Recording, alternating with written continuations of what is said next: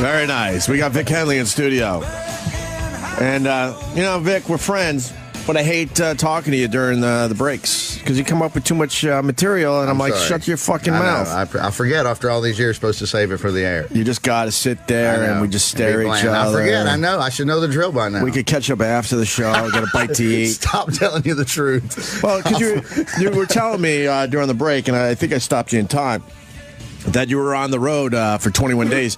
You're a comic that really loves your house, and you don't really like getting out there a lot. This is my 30th year, and after 30 years, my favorite thing to do is just sit in my goddamn living room and do absolutely nothing. So being out there for 3 weeks straight drove you nuts. I got stuck. It's been over probably at least 10 years since that's happened to me. But I'll go home just for one day, just to recharge and turn around and leave the next day. Where'd you get stuck? Oh, everywhere. I was in Ohio. I was in Cleveland. I was down. My niece got married in Huntsville, Alabama on New Year's Eve. Thank you. That's what I'm getting at. Yeah, that's what I made you. I made you stop when you said that. Well, I had to get there. That's hard enough, just on a regular day. You know, your niece is extremely selfish, you want to say? Thank you. I don't know how he's going to handle this, but someone has to say. Everybody in my family would say that. That's the She's perfect extremely word. selfish to have her wedding on New Year's Eve. Well, Uncle Vic, everybody wants to have a good party to go to on New Year's Eve. I thought I'd throw one. I hate those people. Right. So those, exactly. I don't know, like a 4th of July weekend wedding, and or then around St. Patty's Day. It's like you fucking selfish piece of shit. I was already mad enough. It took me forever to get there. Then I find out they wanted me to say something funny at the rehearsal dinner, which I couldn't make. I could only get there because it's in goddamn Huntsville, Alabama, and you got to get on a dog sled and 2 trains and a tunnel to get there. And so, and she got pissy with me. She goes, we wanted to say it. I'll say, what? She goes, we thought you'd do something funny. I'm like, Katie, I'm not doing goddamn time at your wedding. You know how I feel about this. She's like, well, we just thought no, look, I always disappoint everybody at everybody's wedding. Because like, be funny. I'm like, no, hey, they got married. Good luck to them. Hope it fucking works. Wait, so they give you the microphone? Yeah, assuming? they wanted me to. They didn't. They knew better after I said don't. Okay, gotcha. You know what you should have said? Well, I would love to, but I'm not going to be there. That's what I said. Because New Year's Eve is the biggest money night of the year. For comedy, yes. right. My whole family knows this, and from the get-go, 6 months when she sends out the invitation, after all these years, my mother's like, isn't that the biggest money night of the year in comedy? Did you go to the wedding? I did, yeah. Why? Why didn't you say no? Right. Or take a gig down there? I didn't know. I just fucking, because sometimes I have to prove to myself, no, I'll go act like a regular person and go to a family thing, and it'll be fun, and it never fucking is worth it every time. New Year's Eve? Yeah, I know. In Huntsville, Alabama. In Huntsville, Alabama. And you got to get out of the wedding hall before midnight. Church. Well, no, country club. We stayed there. But they didn't even do a countdown. They had a great funk band. I'm looking around. They're giving out hats and noisemakers. And I'm like, well, I was supposed to be 12. It was 12 fucking 43. It was 12:43. And you didn't even know what time it was? I had no idea. I was out there dancing around, doing shots, having a great time. I'm like, well, there's hats back there. There's noisemakers. Surely to God there'll be a countdown. And then I looked at my girlfriend. I'm like, what time is it? She goes, 12:43. I'm like, well, fuck that. I guess no countdown. Was she disappointed, or she no? It doesn't matter. She probably liked it more than a gig, just to hang at a wedding. Exactly, it was fine. I didn't care. The funk band was great. It was a good party, but it was just stupid. I had an aunt. Every wedding without fail, she would have to come up to me and go. We'd have a DJ. Hey, why don't you go up there and show them how it's done? Of course. If you said it once, I'll give everyone one shot. All right, that's kind of funny. Let's all laugh. But every wedding without fail, and I would see her coming. I'm like, how would she say it? Why don't you go up there and show them how it's done? Not even knowing that I moved on from being a music jock like fucking 20 years ago at this point. Did you hate when she would say that? I hated her in general, to be honest with you. They all left me alone. I was really happy. Nobody really bothered me. I figured I was going to get a whole bunch of, are you going when there's a break going on? Get up there and do something. Oh, they think it's hilarious. It was just the opposite. They're like, you're not going to do anything. That's not good. I'm going to go up there and tell them Jesus is a fake, and they're not going to like that. You've never been in that situation? Oh, my God, many times. With family or whatever? They know better. Where they look at you like, hey, Jimmy. Yeah, you want to hear my strap-on material? I didn't think so. Right. Get back to the wedding. Right. No, they don't bother me. Corielli had to talk to an aunt. He's had an aunt there that just got all half in the bag, and he ended up in like a 25-minute, I know, Aunt Janet, while the goddamn show was going on. It's always the aunt that acts up in families, right? Yeah. It's never the uncles so much. No, most of the uncles are quiet. If they're married to the oppressive, loud aunt, usually they're quiet. Yeah. I have one uncle that really enjoys a good T-shirt with a saying on it, and he's proud of that. I forgot the one. Something like, Really? you've been a bad girl, go to your room for a spanking or something. He would show up at parties for the Face rides for free. all those. I got one of those uncles. He thinks he's a fucking riot when he shows up with his brand new fucking T-shirt. I have a really funny one I wear sometimes. It says, my other car is a Lamborghini. People laugh so hard when they see that. They're like, oh, it is. So ISIS hacked Twitter and YouTube. Yeah, for the Pentagon. For what's the account? CENTCOM? I don't know, but there were some people who follow the Pentagon thought it was suspicious that they said that we were going to lop a head off. They're like, that doesn't seem like a Pentagon thing to say. And do they get some addresses and stuff? Oh, yeah, generals' addresses and stuff, sure. See, we said this after the Sony hack. We said, look, this is going to be the new thing. It's going to happen to a lot more organizations and companies. Yep. Yeah. It took them a long time to get their account back, too, like 40 minutes or something like that. How do you hack how is the Pentagon being hacked by fucking ISIS?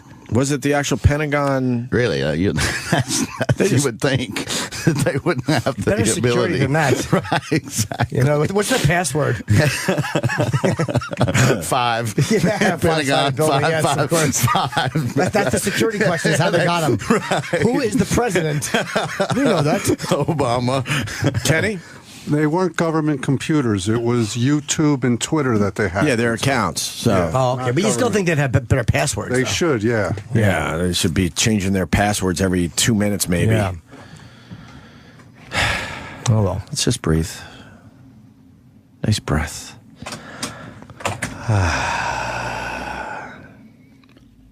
Yep. Thank you, Kenny. Anyway, so but the wedding was a success, even though it was New Year's Eve. I guess so. You know, whatever. Everybody got drunk. Nobody got hurt. Nobody talked any shit. And everything was fine. You know, my brother, her dad during the rehearsal kept screwing up that. Who gives this woman? You're supposed to say her mother and I. And the first time he went, I do. So we chuckled at that. And no, yeah, nothing. You know, nobody. I've only been down. to 2 fun weddings. My own and another one that I couldn't even name. I know I probably enjoyed one other wedding. Most weddings I fucking hate. I eloped twice. So did you? Yeah. I had a good time both times. It was all right. That's you know? nice. Yeah. You took care of everybody by doing that. The first time was in Carmel and in Northern California. Did you meet Clint Eastwood? I certainly did. I helped him clean an ice cream off the sidewalk. Are you kidding? No, that's how I got to be mayor. Oh, I'm so That's stupid. the story. Sorry. Really? Yes. What? That's the whole thing. That's the whole reason he ran for mayor was because they got all hoity-toity with the littering laws, and someone had spilled an ice cream, and they wrote the guy a ticket. And Clint Eastwood heard about it and said, "We write tickets for somebody spilling ice cream on the streets of Carmel." And the city said, "Yeah." And he goes, "I'll run for mayor and change that stupid ass law." And that's why Clint Eastwood ran for mayor of California. I didn't know that. California. Yeah. It's a good law, too, by the way. He was never. He was like a fake mayor too, right? Well, it's one of the, exactly. Okay. It's one of those things where it's almost a voluntary position, but that was the Right. whole supposed story behind the. I did not know. Oh, I can turn back the. Carmel's gorgeous. Give me an obscure 1987 fact. I'm right there. So what happened? You went there and you just eloped? Yeah, I was meeting a buddy, and my college roommate and I were going to go up there with his now wife, and we were taking my living girlfriend, and we were going to have a wine country weekend. And just at the last minute, we decided to get married. So we looked in the phone book and found a hippie chick named Gail. She came and married us on some cliffs overlooking the ocean, and she read a little John Steinbeck. We got married, went into town, drank a bunch of liquor, and ended up at a blues jam. Now, how long were you married to her? 9 years. Oh, Yeah. okay. That was the Robin Williams. Her name was Robin Williams. I'm the comedian. That's the Robin Williams' first wife. So, wow, 9 years? Fuck it. Were you talking about marriage before that? We'd been together almost 3 years at that time. Yeah, she was already putting the heat on me by then. Oh, she was giving it to you. Exactly. I'm like, okay, well, we'll get the text. And then you eloped a second time. So the second time, she wanted to get married on the beach in Mexico, and I'm like, I'll do that. That sounds fun. So we got married on the beach in Mexico. Juarez. Yeah, well, exactly. It wasn't really a beach. They took me in the back of a pharmacia. Gave me a lot of Quaaludes. It was like one of those Olin Mills backdrop. I thought I was in Zihuatanejo, but I was really in Juarez. It's being held for ransom. How long did that one last? That one lasted 3 years. So, not as long as the first one. You're going to dip in for a third? No, God, no. Shouldn't have dipped in either time. But, I'm a glutton for punishment. So how long were you in Mexico for when you got married? A week. Oh, okay. Yeah, we Nice. had a great time. I love Mexico. Oh, that was the other wedding I enjoyed. I love Mexico. I have no problem with Mexico. Stupid me. My brother-in-law did a destination wedding, and he fucking pulled it off. Because we wanted to do that, and we're like, how the fuck do you pull this off with, like, you know, old relatives and this and that, and people that don't really have, the funds or the means to do it? But he fucking figured it out, and we had a blast. I forgot, but that's the other wedding I enjoyed out of all the other weddings I've been to. Opie's wedding was amazing. Yours was phenomenal. We tried to make it different just because we know that weddings are horseshit for people. Yeah. Gnomes was great from the Comedy Cellar. Oh, I heard. I was invited and was out of town. I was going to go to that one. I was going to go to that one. I interviewed Black Sabbath for 2013. I did Ozzy and Geezer in front of an audience, and it was in that room downtown where Gnome had his wedding. I think, I don't know if it's I'd say it's a synagogue. It's an awesome old building. It's such a fucking cool place. And I'd say he had the second best wedding I've ever been to. What did he do to make it fun? You know, it was just the food was great. It was all comedians. I mean, fucking Modi was a part of it because, you know, Modi the comedian was, I think, studying to be a rabbi. So he's a cantor. He can sing and he can do Jew shit. But he's a really, dude, Modi is do you know who Modi is? No, I don't even know the name. He's a guy who, he's a friend for many years. And he goes out and does all these gigs that only I think him and Elon Gold can do. Like they're like really hardcore Jewish gigs, super Jew gigs. Yeah, like separated men and women in the room, and Modi knows all the intricacies of what they do. And can make it funny. Oh, absolutely. Yes. Wow. Yeah. He murders in rooms that I would literally get fucking taken out of in handcuffs. I'd get taken out for laughing at him, getting taken out in handcuffs. That's how severe. So he did something with Noam's wedding. I don't remember exactly what he did, but it was just fun, man. It was a great vibe. Sam, and I'm not just saying it because you're in the room. Oh, Sam's was a good wedding. I like Sam's wedding, too. I forgot about that until this very second. That's right. I did enjoy your wedding. Yeah, that was a good wedding. Thank you. I felt bad for her, but if you somebody's got to say if you could take the wedding out of the wedding hall, I'm going to have so much more fun. You know what I mean? Oh, God, yeah. Find a park, a beach, an old barn, anything. Sure, yeah. Have all the same shit, but if it's in a barn, at least, it just feels, different.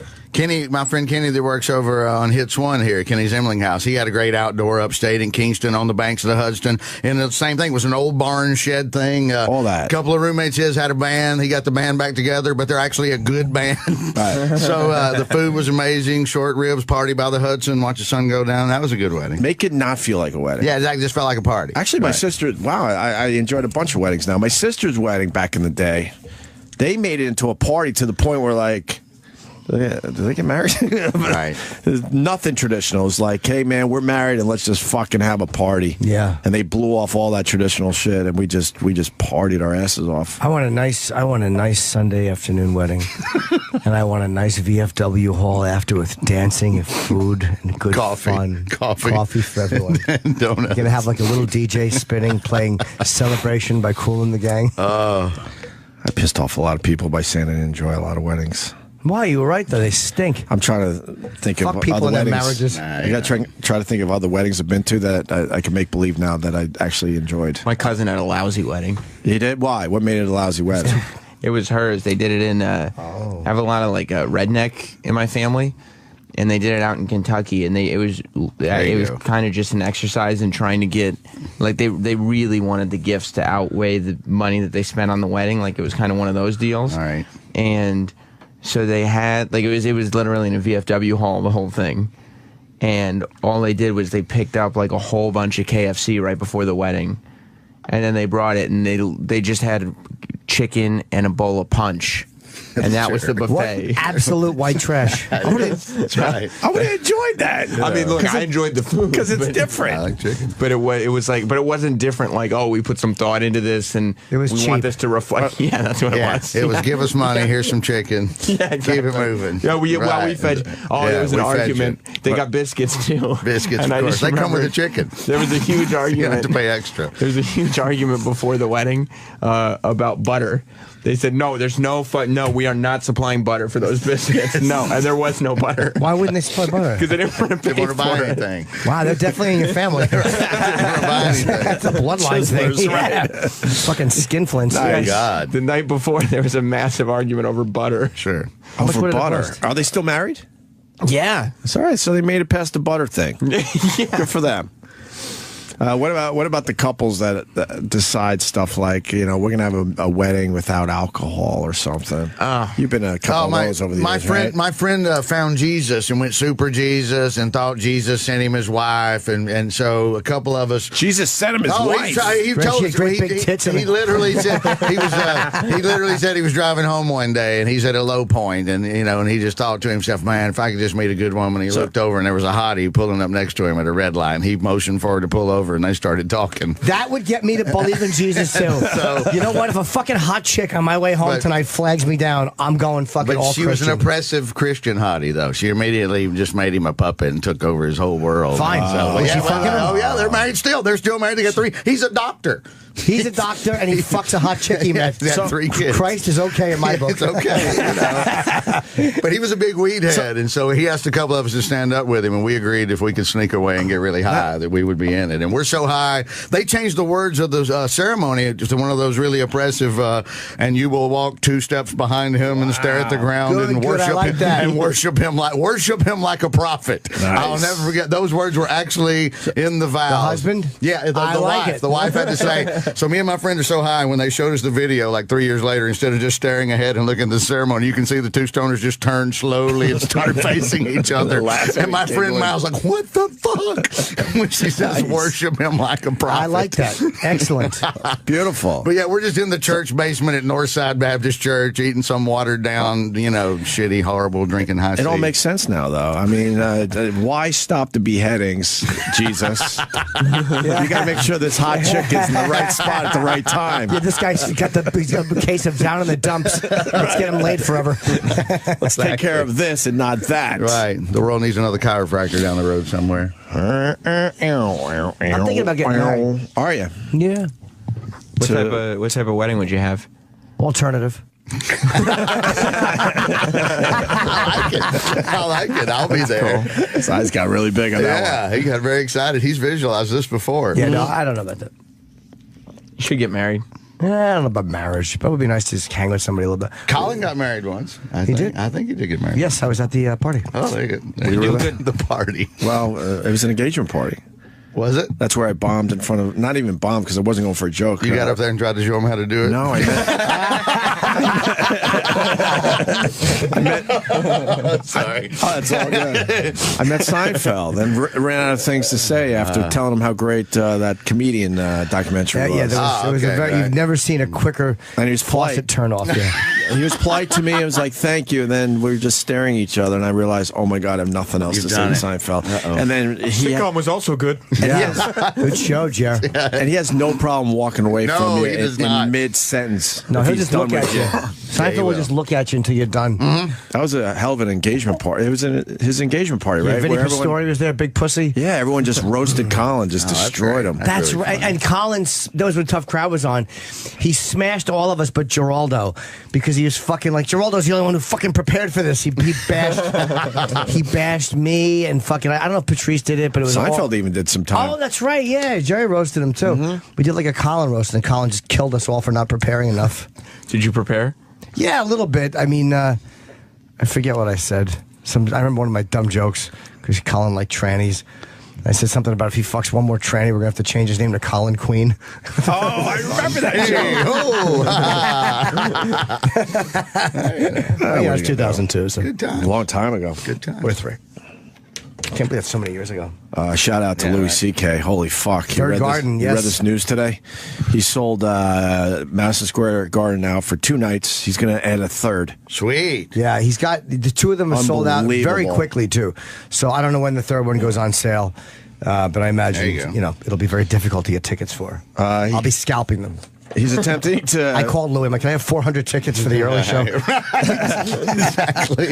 I want to section 123. Just give me the entire section. I won't bother you anymore. He's attempting to become the first comedian to sell out 3 nights at the Garden in the same month on the same tour. All right. And this is not an easy time to do it. This is January. The holidays just finished. It's not like this is fucking go out and do a whole bunch of shit time. This is just an odd time to do it. Right. Yeah, that is true. Gone. Yeah, now this is the dead time. Yeah, this is the dead time. That's for sure. Yeah, we're all done buying shit right now. Yeah. Give us a break. When is this coming up? Like now? This month. Oh, right. Sure. Yeah. I think tickets are on sale now for the third show. Dude, I wonder he'll get somebody to open. You're gonna. I'm guessing. Opie asked me that in the break. I'm thinking Todd Barry works for them a lot. I don't know who else tours with Louis, but I'm honestly not sure. Todd Barry in Madison Square Garden. That's hilarious. I think Todd. Todd's got a good pace for that. I'd love to hear just what I'm saying. I just love to hear that voice. Why? I would love to hear that voice echo through Madison Square Garden. That'd be fucking wonderful. Mm-hmm. But he doesn't rush Todd as a performer, which is probably really smart for a building like the Garden because of the echo and stuff. Mm-hmm. So I think Todd would be perfect. Yeah. Well, we got that all solved. I think gotta give him. That's pretty good. Give him his props. Somewhere William Stevenson around the house going, "Fuck." Oh, maybe William will open for you. William's worked with him before. Absolutely. A couple of times. Absolutely. I want to get Dr. Steve on the phone. There's a big controversy that squirting's bullshit, and Dr. Steve wrote a whole article or did a whole podcast on the thing. Can we get him? I told him we were going to call him either yesterday or today. Well, he's saying it's just piss, right? I thought he was saying that it is something else. Well, I've taken it in the mouth. Now I'm confused. I really have. Taken it in the mouth. I've had my mouth squirted in before. There's a girl I used to go down on for many years, and she was like the most prolific squirter. And I'd be eating her pussy, and like I'll never forget. I told the story before. The squirt on the chin would be like, and I would feel it jetting out onto my chin, and it would turn me on so much. And it absolutely was not piss. I know the difference between the smell, and this is when I was in my early 20s, but it was definitely something else, and I knew, unless it's the same thing that becomes piss but is stored somewhere else in the body. Right. She was not pissing in my face. Even though.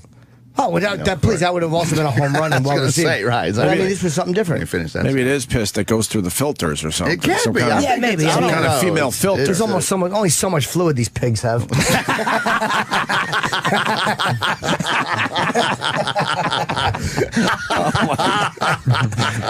With that, we say hi to Dr. Steve. Good morning, boy. Hello, Dr. Steve. Hey, buddy. I told you to call about this pissing/squirting thing. Yeah. What happened? Someone else started this online? No, what happened was Vice.com or one of these websites ran a story saying scientists say squirting is just pee. And it's a known fact that females ejaculate, and it's also a known fact that there's a thing called coital incontinence, where women lose control of their bladders and urinate, and they're two separate things. And so I looked at the study that they did, that this story was based on, and it was the most biased medical study I've ever seen. And what they did was they selected 7 women who have massive eruptions of fluid during intercourse. And, of course, those women have what's called coital incontinence. They selected only for women that have urinary incontinence during sex. So then they concluded at the end of this, well, it's urine. Well, of course it was. But what they didn't say in the study, they did say in the study, but they don't say in the news reports, is that 5 out of the 7 women that they all said had the squirting was urine, also had prostatic-specific antigen in their fluid, which means that they ejaculated. So 5 of the 7 women actually ejaculated, because you can't have prostatic fluid in your urine. It had to come from the female prostate. Okay, so why did they print that? Do you think they just thought it was more interesting to go, oh, it's pee? Yeah, okay. And it's bad. Well, the study itself is bad science. It said a lot about coital incontinence. It didn't say anything about female ejaculation. And then, of course, the blogosphere picks it up and says, women, you're just pissing yourselves. And, and then it took it from there. So we did a whole show on this and we're going to do it we're going to pick it up again Saturday night on Weird Medicine on this channel. And then our podcast from the 20th of January is pretty much dedicated to this story and just talking about the scientific method and how you test stuff, because this study suffered from what's called selection bias, in that they selected only for the outcome they were looking for. Wow. So there you go. So female ejaculation is separate from coital incontinence, and around 50% of women ejaculate, and anywhere from 10 to 50 or 40%, depending on the study, have coital incontinence. Okay. Have you ever taken some squirt on your face, Dr. Steve? Yeah, of course. Who hasn't? Exactly. That's called Tuesday. Yeah. I love it. All right. Well, thank you. That's interesting. Some that I'm sure was urine, and some that I know for a fact was ejaculate. It's just the scent is different. You can just tell it doesn't smell like piss. It's a cleaner scent, and Jimmy. Yeah, it's just fluid. Just different. Yeah. Yeah. Yeah. You can have one or the other or both, and So there you go. Back in the day, we had Big A take some squirting on his face. Remember that, guys? And was she peeing that day? That's right. Because that probably not. We would have smelled it. I don't know. It went a long way though. We had a bullseye on his face. Yeah, I've seen people. Yeah, I've seen them put out candles. Well, we put a bullseye in Big A's face. Right. Yeah. And this girl. Big A. Wow, who's this big star that has a camera crew with them? Ooh. I don't know. They're following somebody into Shade 45. Lady. We have Tom Arnold coming in about a half hour. Yeah, I love Tom. Anything else, Dr. Steve? No, that's why I'm glad I could be on with Vic Henley and talk about vaginal fluid. I think that's a nice combination. You guys got good chemistry with this. Yeah, there you go. So, well, I've got a meeting to get into, but thanks for letting me vent on that. That story pisses me off. Literally. Whoa, look at that. Wow. Nice. Good night, everybody. Nice No pun word intended. usage. Thank you. Do you know Tom? Thank you, Dr. No, Steve. I don't know Tom. Okay. I heard he was great last time I was in. Oh, I loved him, I man. think that was the day I wasn't around. Yeah, he was a fun guy to talk to. Heard he was great. Really, So. really interesting guy. All right, why don't we take a quick break? We got Vic Henley in studio. Tom Arnold coming up in about 15, 20 minutes. And Vic, what are you promoting again? Atlantic City? Atlantic City at Caesars this weekend with Ron White. Actually, all weekend. We're Caesars, Williamsport, Pennsylvania, and Wilmington, Delaware. Friday, Saturday, Sunday, tatersalad.com. We can't separate you two. Well, you and Ron White. These are the only ones I'm doing with him this month, I think. Maybe. Oh, yeah. Maybe. And Jimmy's got Tempe, Arizona. Yeah, Super Bowl weekend, January 30th, 31st, Tempe Improv, and then February 13th, Foxwoods Casino, just one show. Very nice. We got Vic Henley in studio. And, Vic, we're friends, but I hate talking to you during the breaks because you come up with too much material, and I'm like, sorry. shut your fucking mouth. I forget after all these years, supposed to save it for the air. You just got to sit there and we just stare at each other. I forget. I know. I should know the drill by now. We could catch up after the show, get a bite to eat. Stop telling you the truth. Well, because you were telling me during the break, and I think I stopped you in time, that you were on the road for 21 days. You're a comic that really loves your house, and you don't really like getting out there a lot. This is my 30th year, and after 30 years, my favorite thing to do is just sit in my goddamn living room and do absolutely nothing. So being out there for 3 weeks straight drove you nuts. I got stuck. It's free. And you didn't even know what time it was? I had no idea. I was out there dancing around, doing shots, having a great time. I'm like, well, there's hats back there. There's noisemakers. Surely to God there'll be a countdown. And then I looked at my girlfriend. I'm like, what time is it? She goes, 12:43. I'm like, well, fuck that. No I guess no countdown. And, Was she disappointed or she No, had it fun? doesn't matter. She probably liked it more than a gig, just to hang at a wedding. Exactly. It was fine. I didn't care. The funk band was great. It was a good party, but it was just stupid. I had an aunt.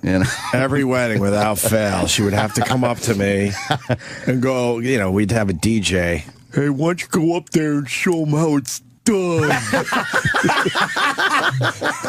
Of course. If you said it once, I'll give everyone one shot. It's been over probably at least 10 years since that's happened to me. But I'll go home just for one day just to recharge and turn around and leave the next day. Where'd you get stuck?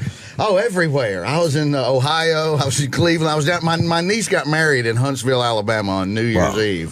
Thank you. That's what I'm getting at. Yeah, that's what I made you. I made you stop when you said that. Well, I had to get there. That's hard enough just on a regular day. Your niece is extremely selfish, you want to say? Thank you. I don't know how he's going to handle this, but someone has to say. No, everybody in my family would say that. That's the She's perfect extremely word. selfish to have a wedding on New Year's Eve. Well, Uncle Vic, everybody wants to have a good party to go to on New Year's Eve. I thought I'd throw one. I hate those people. Right. So, those, exactly. I don't know, like a 4th of July weekend wedding and or then around St. Patty's Day. It's like you fucking selfish piece of shit. I was already mad enough. It took me forever to get there. Then I find out they wanted me to say something funny at the rehearsal dinner, which I couldn't make. I could only get there because it's in goddamn Huntsville, Alabama, and you got to get on a dog sled and 2 trains and a tunnel to get there. And so, and she got pissy with me. She goes, we wanted to say something. I'll say, what? She goes, we thought you'd do something funny. I'm like, Katie, I'm not doing goddamn time at your wedding. Right. You know how I feel about this. She's like, well, we just thought you. No, look, I always disappoint everybody at everybody's wedding. Because like, be funny. I'm like, no, hey, they got married. Good luck to them. Hope it fucking works. Wait, so they give you the microphone? Yeah, assuming? They wanted me to. They didn't. They knew better after I said no. Okay, gotcha. You know what you should have said? Well, I would love to, but I'm not going to be there. That's what I said. Because New Year's Eve is the biggest money night of the year. For comedy, yes. Right. My whole family knows this, and from the get-go, 6 months when she sends out the invitation, after all these years, my mother's like, isn't that the biggest money night of the year in comedy? Did you go to the wedding? I did, yeah. Why? Exactly. Why did you say no? Right, or take a gig down there? I didn't know. I just fucking, because sometimes I have to prove to myself, no, I'll go act like a regular person and go to a family thing, and it'll be fun, and it never fucking is worth it every time. New Year's Eve? Yeah, I know. In Huntsville, Alabama. In Huntsville, Alabama. And you got to get out of the wedding hall before midnight. Church. Well, no, country club. We stayed there. They didn't even do a countdown. They had a great funk band. I'm looking around. They're giving out hats and noisemakers. And I'm like, well, it almost be 12. It was 12 fucking 43. It was 12:43.